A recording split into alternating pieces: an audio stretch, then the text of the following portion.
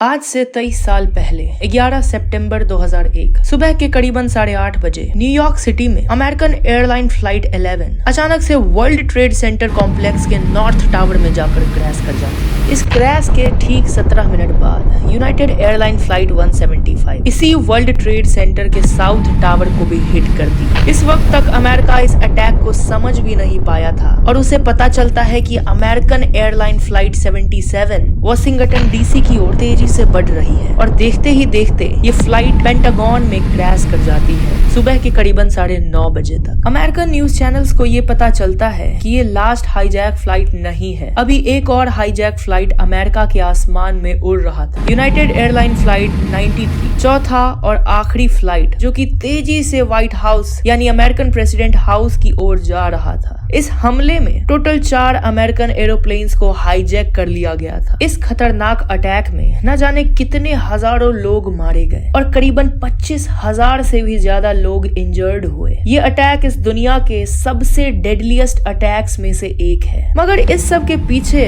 आखिर था कौन? कितने सारे लोग इस अटैक में शामिल थे और इन्हीं चारों जगहों पर ही क्यों अटैक किया गया? इस पूरे प्लान को एग्जीक्यूट कैसे किया गया और आखिरी फ्लाइट का हुआ क्या? इस अटैक से रिलेटेड छोटी से छोटी डिटेल मैं आपको इस वीडियो में बतलाने की कोशिश करूंगा।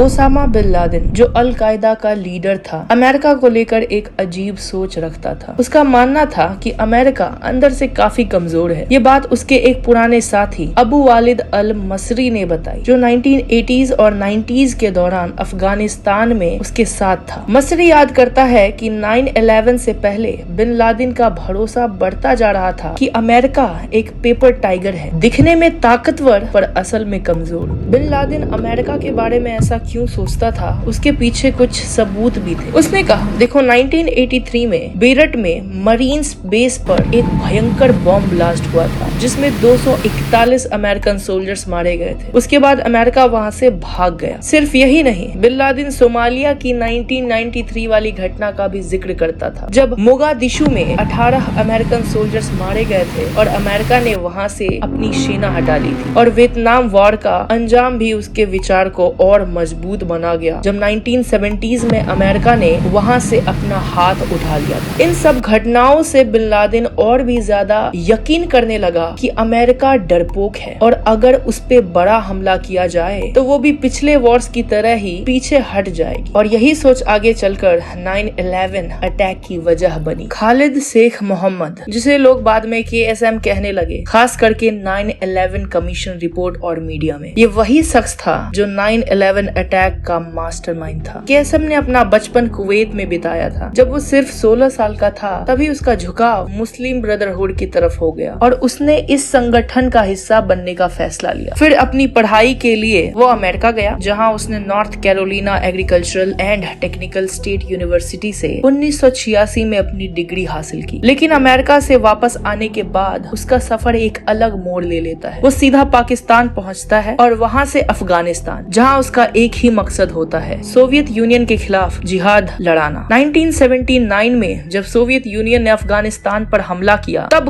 कई लोग जिहाद के नाम पर लड़ने आ गए थे और KSM यानी खालिद शेख मोहम्मद उनमें से एक बन गया। 2002 में एक अरेबिक न्यूज चैनल अल जजीरा के पत्रकार यूसरी फौदा ने एक इंटरव्यू लिया था। इस इंटरव्यू में खालिद शेख मोहम्मद ने एक बड़ा राज खोला। 1990s के बीच KSM ने एक खौफनाक योजना बनाई थी। उसका इरादा था एशिया में एक डजन अमेरिकन प्लेन्स उड़ाने का। इस प्लान का नाम था बोजिंग का, लेकिन ये साजिश सफल नहीं हो पाई और उसका सपना अधूरा रह गया। पर KSM का सपना सिर्फ एक अधूरा ख्वाब बनकर नहीं रहा। यूसरी फौदा के मुताबिक खालिद शेख मोहम्मद का ये सपना कभी धुंधला नहीं पड़ा और जब उसने अपना हाथ बिन लादेन के हाथ से मिलाया तब उसे लगा कि उसका ये अधूरा सपना हकीकत बन सकता है। 1996 जब खालिद शेख मोहम्मद और ओसामा बिन लादेन की मुलाकात मुलाकात अफगानिस्तान के टोरा बोरा में हुई। ये वो पल था जो आगे चलकर दुनिया के इतिहास में एक भयंकर मोड़ लाने वाला। 2002 में जब US president George Volker Bush और कांग्रेस ने 9/11 अटैक की जांच के लिए 9/11 कमीशन बनाई, तब इस मुलाकात का एक बड़ा सच सामने आया। रिपोर्ट के मुताबिक इसी मुलाकात में केएसएम ने एक ऐसी योजना पेश की जो दुनिया के लिए एक कभी ना भूलने वाला दिन बन गया। उसने एक ऐसा प्लान दिया जिसमें टायरों के पायलट्स को ट्रेन किया जाएगा ताकि वो प्लेन्स को सीधा अमेरिका की बिल्डिंग्स में टकरा दे। ये एक नया और डरावना विचार था। हाईजैक प्लेन्स का इस्तेमाल एक हथियार की तरह करना, ये केएसएम का दिमाग था। लेकिन इसे अंजाम देने के लिए अलकायदा ने लोग, पैसे और पूरा लॉजिस्टिक सपोर्ट दिया। बिन लादेन ने इस मिशन को और भी बड़ा बना दिया। न्यूयॉर्क और वाशिंगटन पर हमला सिर्फ एक छोटी लड़ाई थी। असल मकसद था अमेरिका, जो दूर का दुश्मन माना जाता था, उस पर अटैक करके पूरे मिडिल ईस्ट के सरकारों का ताकत पलटना। इस मिशन का असली मकसद था। 9/11 का ये साजिश सिर्फ एक हमला नहीं था, ये प्रूफ था कि अलकायदा एक ऐसी तंजीम थी जो पूरे दुनिया में फैल चुकी थी। इस प्लान को अंजाम देने के लिए दुनिया के अलग अलग कोने में तैयारियां चल रही थी। मलेशिया में प्लानिंग मीटिंग हो रही थी। अमेरिका में ऑपरेटिव्स को फ्लाइट लेसन्स दिए जा रहे थे। जर्मनी के हैम्बर्ग से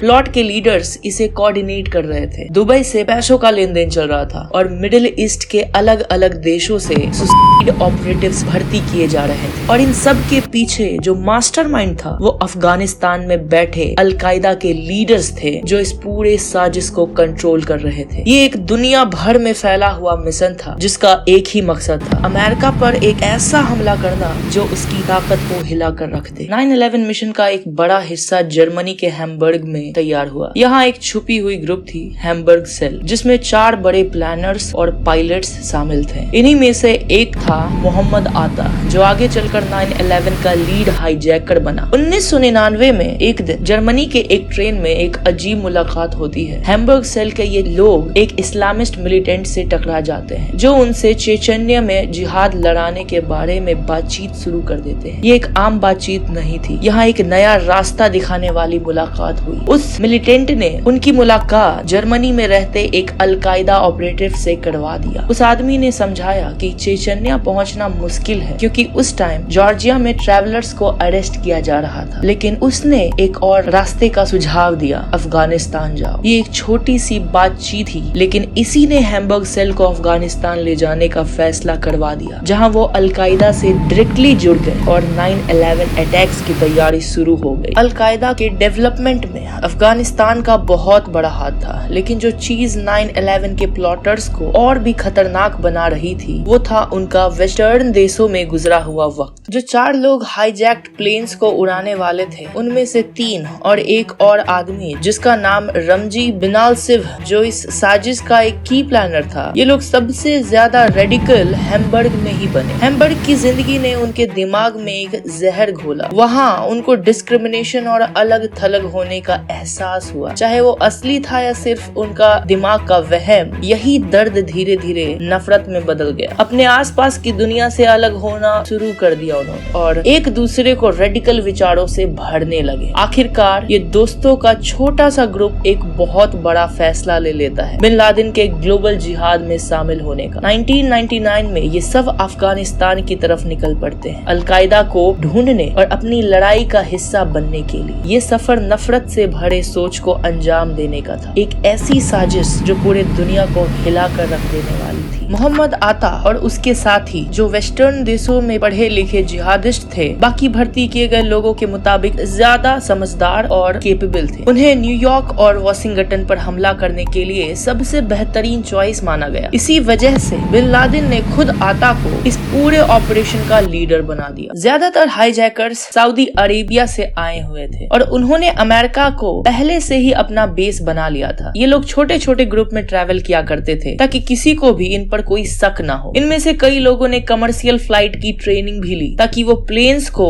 हाईजैक करके अपने टारगेट से क्रैश करवा सके। आता ने जब तक अमेरिका में अपनी ट्रेनिंग चलाई तब तक वो बिनाल शाह को ईमेल्स के जरिए अपडेट्स भेजता रहा, पर उसने अपनी असली आइडेंटिटी छुपाने के लिए एक चालाक तरीका अपनाया। वो ऐसे मैसेजेस लिखता जैसे अपनी गर्लफ्रेंड जेनी से बात कर रहा। उसके मैसेजेस एक सीक्रेट कोड में लिखे होते थे। एक बार आता ने एक ईमेल में लिखा, फर्स्ट सेमेस्टर शुरू होने होने वाला है 3 वीक्स में। 19 सर्टिफिकेट्स फॉर प्राइवेट एजुकेशन और 4 एग्जाम्स। यहाँ 19 सर्टिफिकेट्स का मतलब है 19 हाईजैकर्स और 4 एग्जाम का मतलब है उनके अटैक के 4 टारगेट्स। 29 अगस्त 2001 की सुबह आता ने बिनाल सिव को एक अजीब पहेली भेजी। 2 लकड़ियाँ, एक छोटी लकीर और एक केक जिसमें एक लकड़ी नीचे की तरफ। बताओ ये क्या है? बिनाल सिव ने जब ध्यान से सोचा तब उसको समझ आया कि ये एक हिडन मैसेज था। 2 लकड़ियाँ यानी 11, एक केक जिसमें एक स्टिक नीचे यानी 9। इसका मतलब था 11/9 यानी 11 सितंबर। 5 सितंबर को बिनाल सिव जर्मनी से पाकिस्तान के लिए निकल पड़ा। वहाँ से उसने अफगानिस्तान में एक मैसेंजर भेजा जो बिन लादेन को अटैक की फाइनल डेट और इसके स्केल की जानकारी देने वाला था। पूरा प्लान अब तैयार था,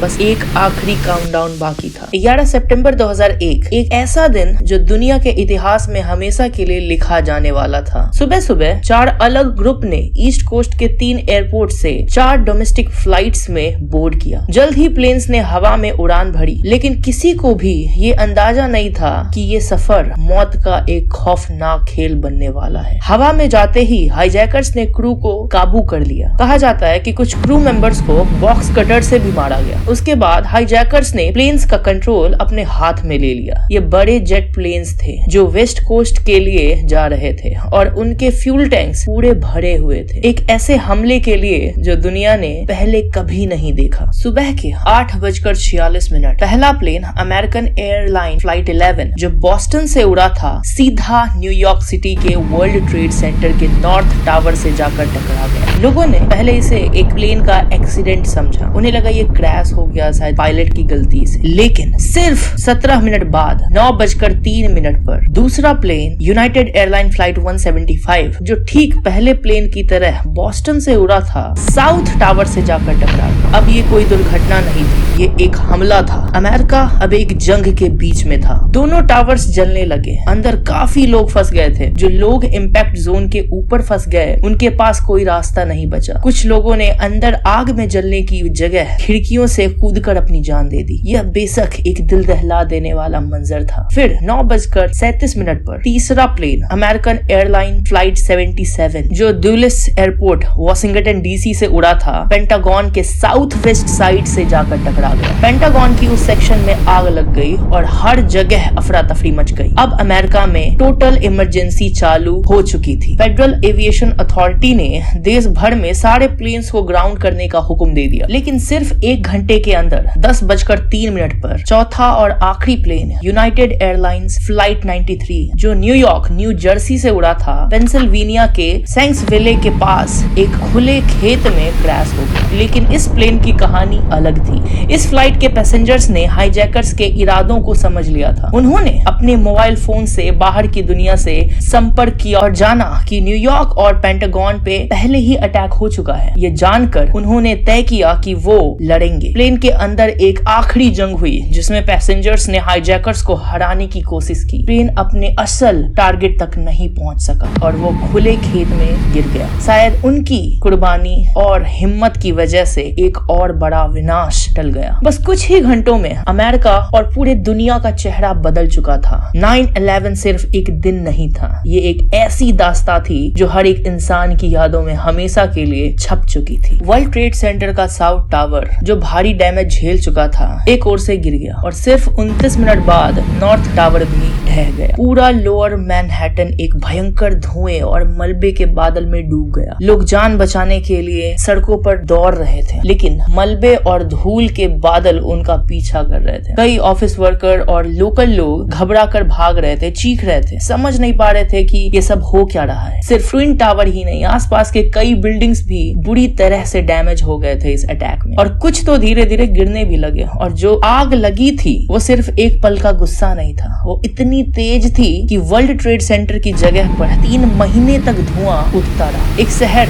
जो कभी सोता नहीं था आज एक कब्रिस्तान की तरह लग रहा था। जैसे ही हमला हुआ वैसे ही रेस्क्यू ऑपरेशन शुरू हो गए। पूरा देश और दुनिया इस विनाश को समझने की कोशिश कर रहा था। लगभग 3000 लोगों की जानें चली गई। न्यूयॉर्क में 2007 750 लोग, पेंटागन में 184 और पेंसिल्वेनिया में 40 और उन 19 आतंकवादियों का भी अंत हो चुका था इस हमले में। लेकिन सबसे दिल दहला देने वाली बात ये थी कि न्यूयॉर्क सिटी में मरने वालों में से 400 से ज्यादा पुलिस ऑफिसर्स और फायर फाइटर्स भी शामिल थे। ये वो लोग थे जो बिना जान की परवाह किए लोगों की मदद करने आगे बढ़ गए और फिर वापस कभी नहीं आए। उस सुबह जब ये सब हो रहा था, अमेरिका के president George Volker Bush Florida के एक स्कूल में 2nd ग्रेड की क्लास विजिट कर रहे थे। तभी उनके चीफ ऑफ स्टाफ एंड्रियो कार्ड उनके कान में धीरे से फुसफुसाए, दूसरा प्लेन भी टकरा गया, अमेरिका पर हमला हो चुका है। एक पल के लिए बुश बिल्कुल सन्न रह गए, लेकिन उनको तुरंत एक्शन लेना था। सुरक्षा के लिए उनको एक जगह से दूसरी जगह ले जाया गया। एयरफोर्स 1 में पूरे देश में उनका सफर होता रहा और अंत में रात को वो वाशिंगटन डीसी लौट आए। रात के 8:30 बजे उन्होंने ओवल ऑफिस से पूरे देश को संबोधित किया। उनकी आवाज में एक गुस्सा भी था और एक इरादा भी। उन्होंने साफ कह दिया, जो भी इन आतंकियों को शरण देगा वो भी हमारे दुश्मन की तरह माना जाएगा। ये सिर्फ एक भाषण नहीं था, ये अमेरिका की नई वॉर स्ट्रेटेजी की नींव रखी गई थी। एक ऐसा इरादा जो पूरे विश्व को बदल कर रख देने वाला था। 14 सितंबर 2001, सिर्फ 3 दिन बाद, अमेरिका अभी भी धुएं और मलबे में डूबा हुआ था। वर्ल्ड ट्रेड सेंटर की जगह सिर्फ एक विशाल धधकता हुआ जख्म बचा था, ग्राउंड जीरो। उसी जगह प्रेसिडेंट जॉर्ज बुश पहुंचे, जहां फायर फाइटर्स और रेस्क्यू वर्कर्स बिना रुके हुए सर्वाइवर्स को